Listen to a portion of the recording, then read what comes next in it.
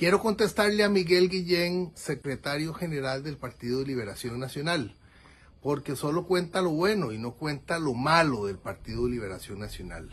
No cuenta que hace 54 años don Pepe recibió en Costa Rica a Robert Vesco, perseguido, prófugo internacional, por robarle la pensión a miles de estadounidenses. No cuenta que después de don Pepe vino Daniel Oduber y le abrió Costa Rica al narco, a Casey, a Elizalde, a Fiona. No cuenta que después vino don Luis Alberto Monge y recibió en Costa Rica con bombos y platillos a Caro Quintero, que Daniel Oduber hizo una llamada para que Caro Quintero fuera devuelto de Panamá para acá, porque en Panamá lo estaba esperando la DEA, y que entró a Costa Rica sin que preguntaran. No cuenta que para la campaña de Oscar Arias de los años 80 fue Ricardo Allen el jefe de signos externos, un narco, y que después fue nombrado representante de Costa Rica ante el Banco Centroamericano de Integración Económica. No cuenta que en el gobierno de José María Figueres cerraron el ferrocarril, cerraron el Banco Anglo. No cuenta que José María Figueres después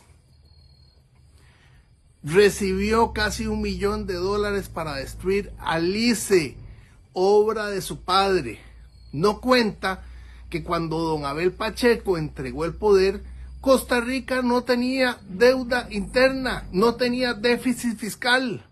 Y entre el segundo gobierno de Oscar Arias y el gobierno de Laura Chinchilla, explosionaron el déficit fiscal en nuestro país, y que ese déficit fiscal del gobierno de Oscar Arias y del gobierno de Laura Chinchilla llega hasta hoy. No cuenta que Laura Chinchilla viajó en un jet de chupeta, el narco defendido por el narcoabogado de Santana, René Dagoberto Orellana Meléndez. No cuenta que hay una gran cantidad de políticos de Liberación Nacional que han sido financiados por narcos, como los políticos de Ciudad Neily, de corredores, los viales relacionados con narcos. No cuenta que hay una gran cantidad de figuras que han defendido a narcos a lo largo y a lo ancho de la historia de Liberación Nacional. Liberación Nacional tiene mucho muy bueno, pero también tiene mucho muy malo. Y es culpa de Liberación Nacional la crisis económica que vivimos hoy en nuestro país. Culpa de ese gobierno de Laura Chinchilla y de ese gobierno de Oscar Arias. No cuenta que la trocha es un tortón de Liberación Nacional. No cuenta de un montón de casos como Aldesa, en los que hay un montón de liberacionistas involucrados. No dice que Liberación Nacional le ha entregado esta patria a la corrupción, que fue el partido que abrió de par en par a Costa Rica para el narco, y que hoy tenemos serios problemas de violencia por culpa de sus gobiernos de Liberación Nacional. Liberación Nacional es un partido en el que heredan los puestos. Antonio Álvarez de Santi coloca a su hija de diputada.